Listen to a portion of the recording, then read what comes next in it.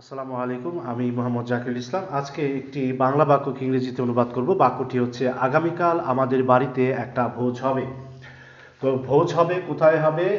আমাদের বাড়িতে কোথাও কোনো কিছু যদি সংগঠিত হবে এরকম বোঝায়, তাহলে বাক্যটি দেয়ার দিয়ে শুরু হবে।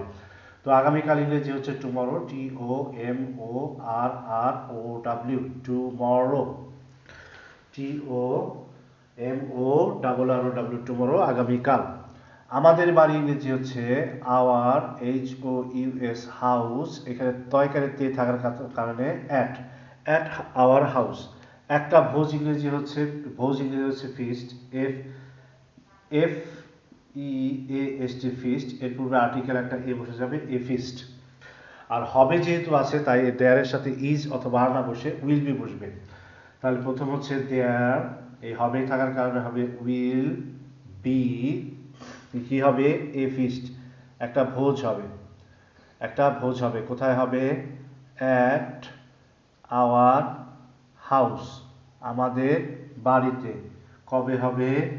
টুমরো, আগামীকাল। There will be a feast at our house tomorrow. There will be a feast at our house tomorrow. There will be a feast at our house tomorrow. আগামীকাল আমাদের বাড়িতে একটা ভোজ হবে। There will be a feast at our house tomorrow. There will be a feast at our house tomorrow. আগামীকাল আমাদের বাড়িতে একটা ভোজ হবে। There will be a feast at our house tomorrow. Thank you.